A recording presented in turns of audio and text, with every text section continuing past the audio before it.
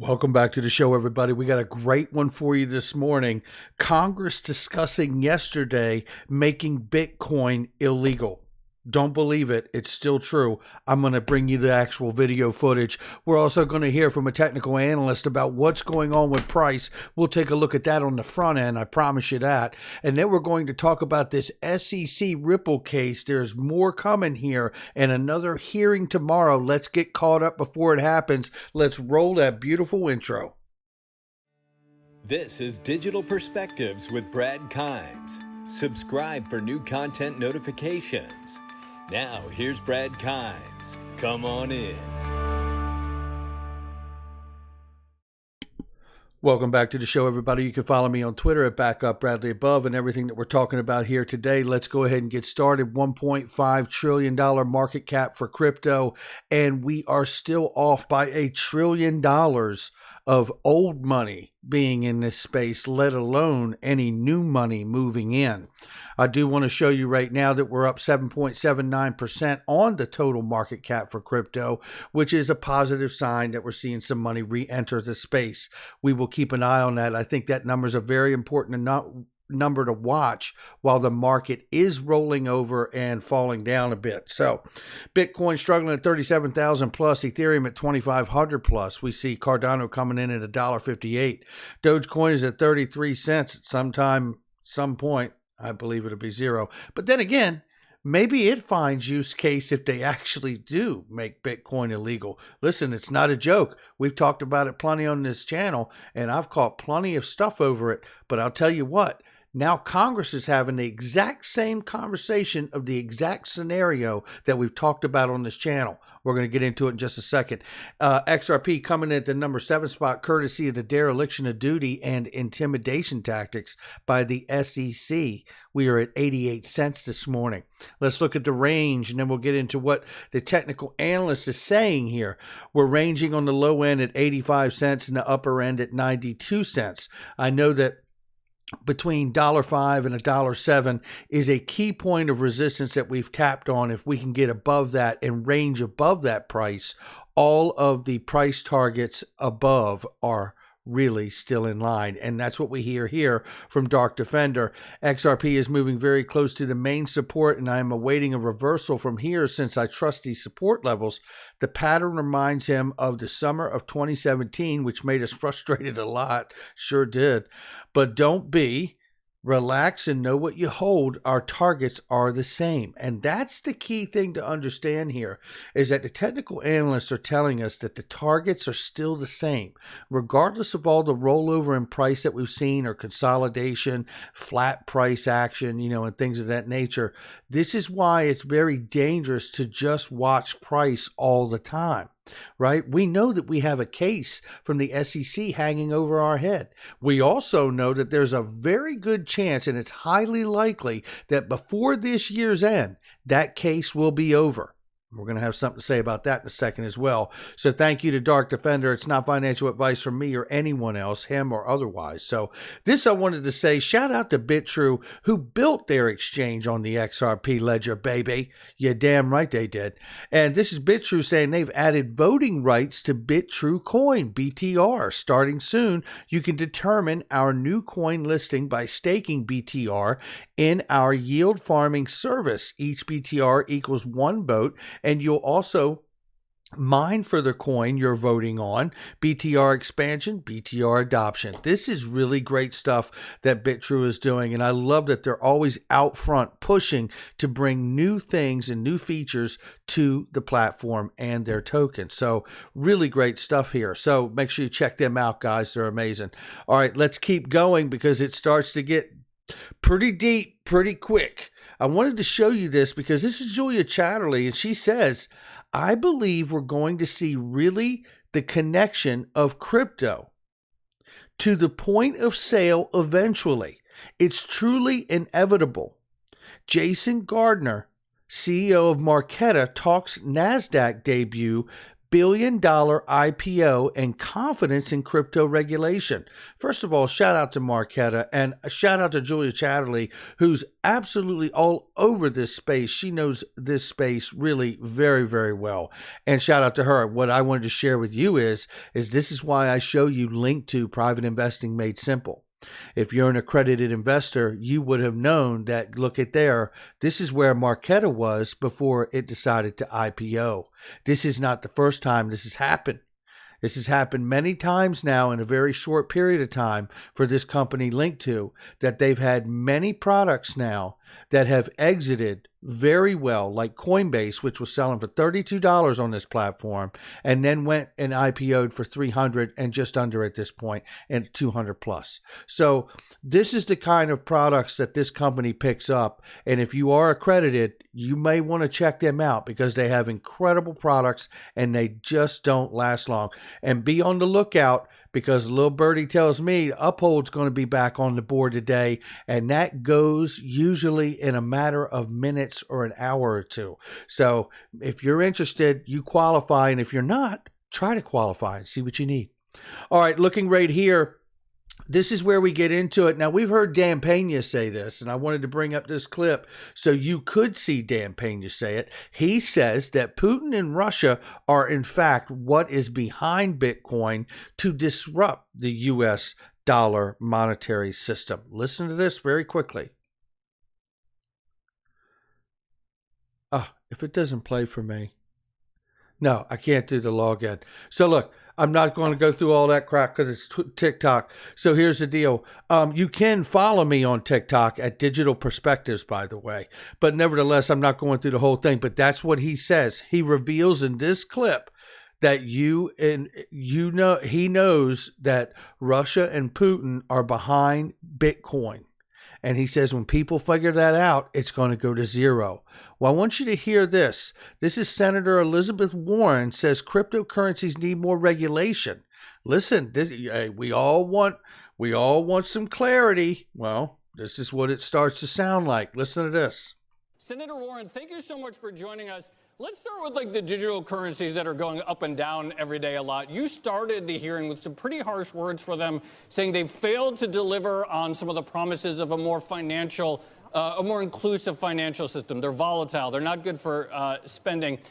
In your view, do they need to be regulated further? And is there something specific in mind that you have that would sort of bring this area under control better? So this was our first hearing on digital currencies, and we had a chance to talk with experts, bring in a lot of senators around it.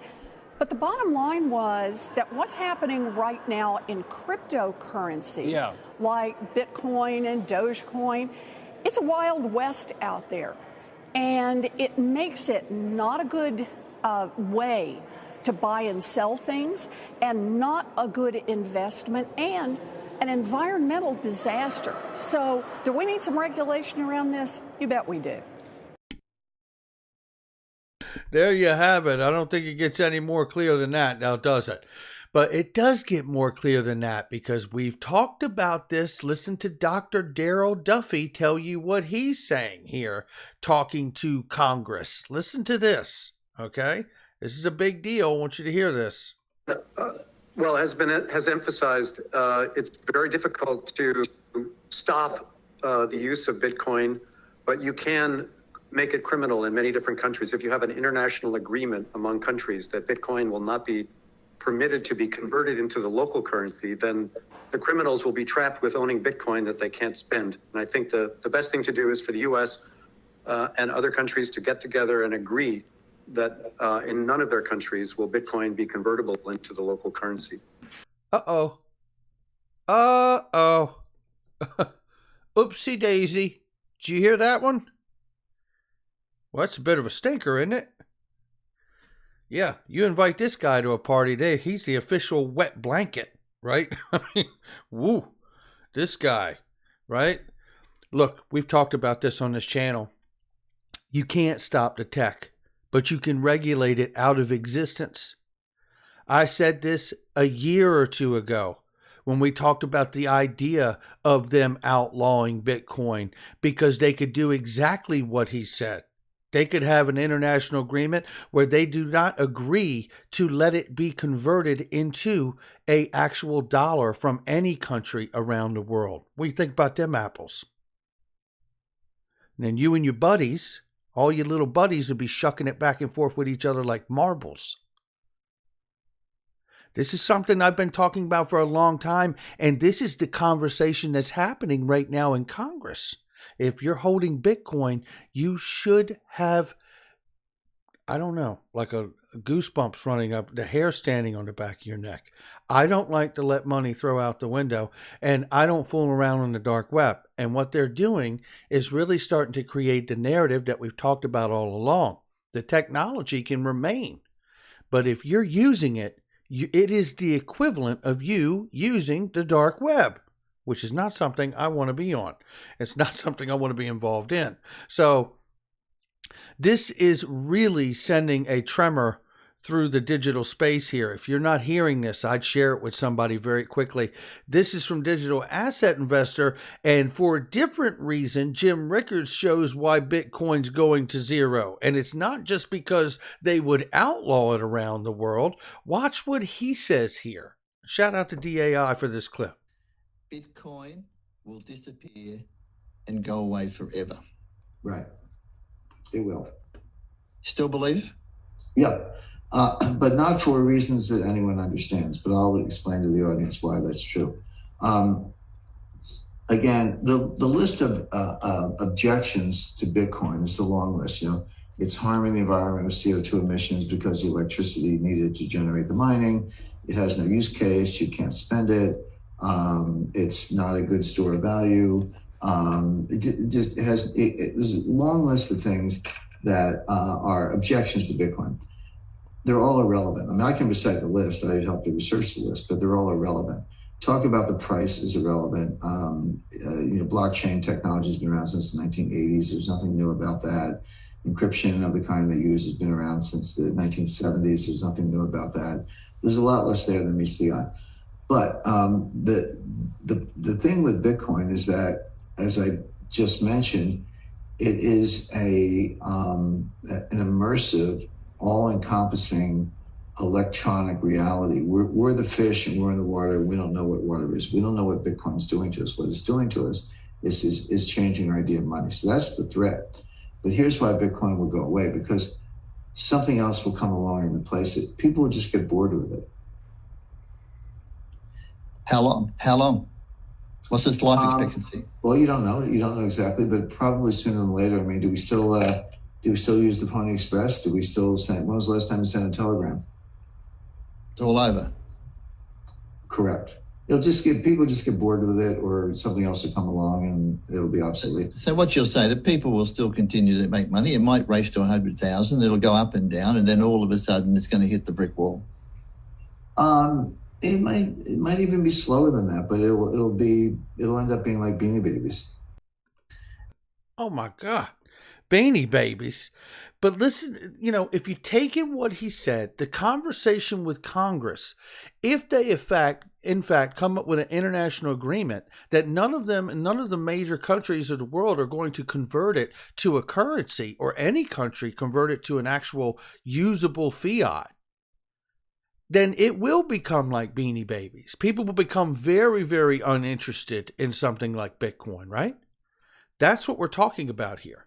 All right, now let's move to this really quickly here, because I want to move to this. This was news that came out, and shout out to Big Skinny, who's amazing. This guy, I'm telling you, man, one of these days I want to record some of the phone conversations we have and just release it so you can hear how we just bounce back and forth on topics and the way we tear them apart. I just love the way we go down and drill down on topics.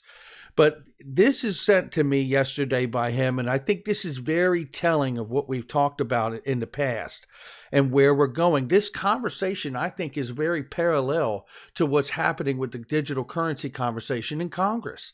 Ohio's Attorney General wants Google to be declared a public utility.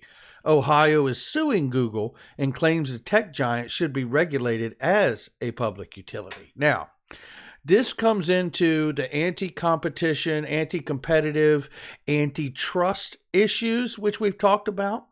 And I think this is something that's going to get bigger and bigger and bigger. I don't think this is going to be a little blip on the radar.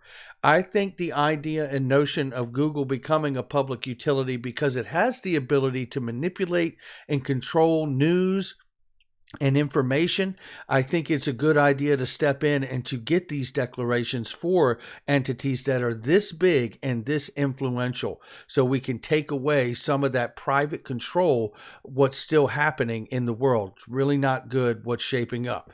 And we've seen the same thing with the exact platform that you're looking at here too. So, I don't want to say the name, but the reality is this isn't the first time we've heard about things needing to be a public utility or systemically important.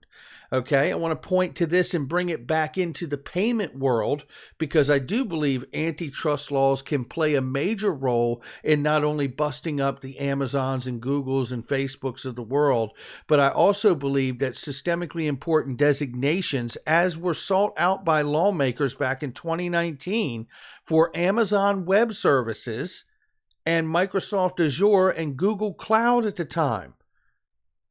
Congressmen and women were proposing and urging other lawmakers to deem these things systemically important to the financial market utility and market infrastructure, because a good portion of payments are happening on these systems and these platforms, and they are non-bank companies.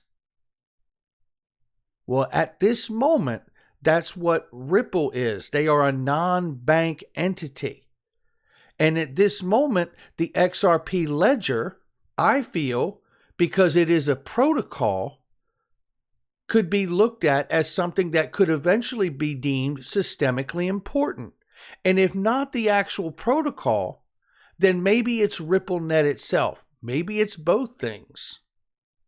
All I know is that XRP ledger is a universal decentralized exchange that can exchange anything of value once it's been digitized and tokenized. End of story, right? Which is why I believe, honestly, the systemically important designations, all of these things lead to the SEC versus Ripple. This is the reason in my mind that they're being sued and not someone else.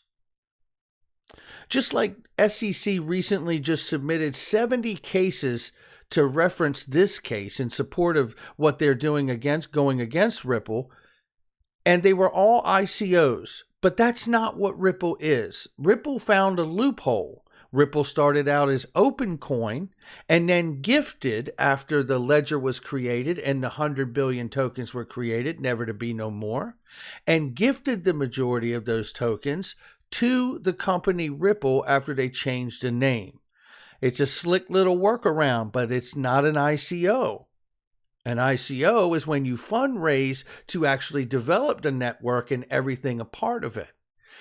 The actual protocol and the tokens were created when it was open coin, then gifted to the company Ripple. So that means the reason in my eyes that this case is really happening is because majority of it is about line 82, which we don't hear very much about, which is the fact that Ripple also undertook to achieve its goal of widespread distribution of XRP by exchanging XRP for non-cash consideration, such as labor and market-making services, which really means that they achieved mass adoption by making deals with companies like banks and financial payment providers and remittance companies and SMEs and small, medium enterprises, right?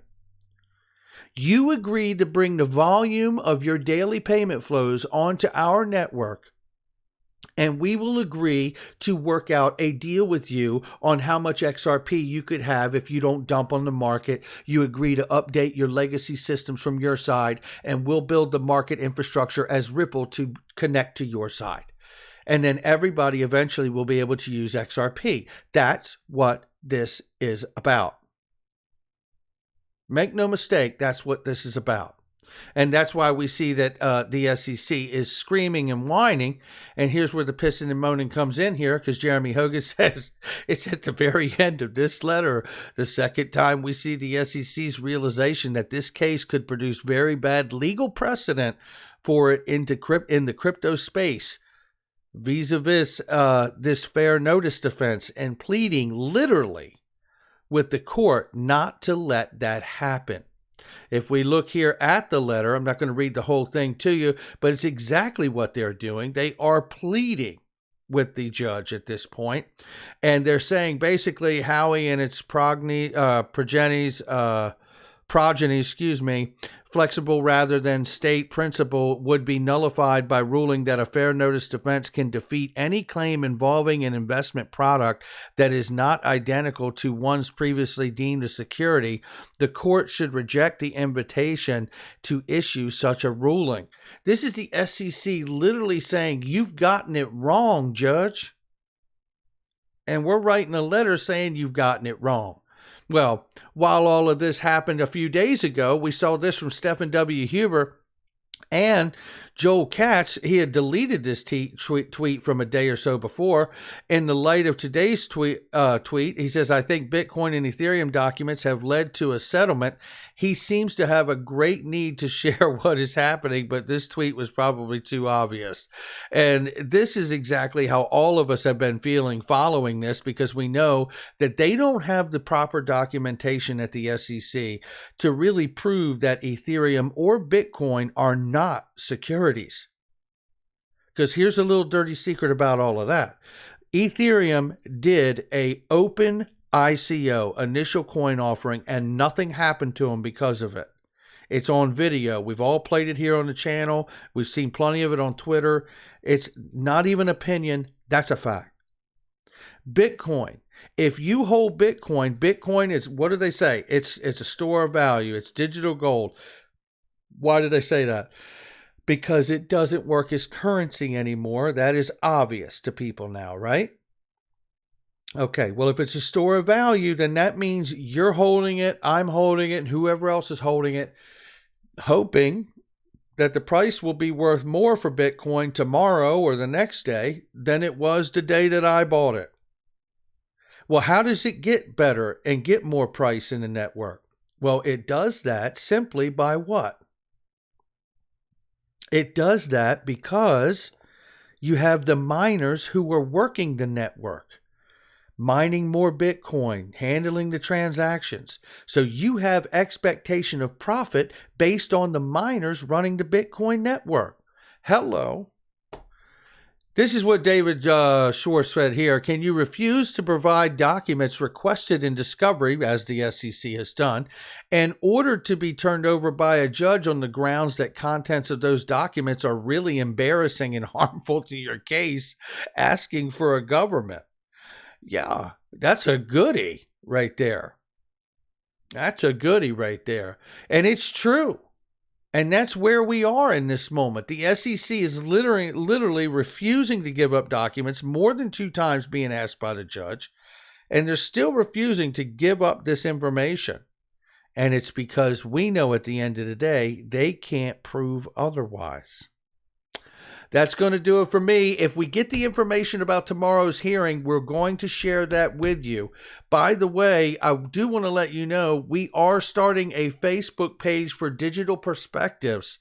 Make sure you go find that page and hit the like button on it. I will have a link for you very soon. It'll keep it in the description box and on Twitter so you can join those pages. There will be a lot of information and exclusive content on that page on Facebook that you will not see anywhere else. So make sure you follow us there as well. We'll catch all of you on the next one.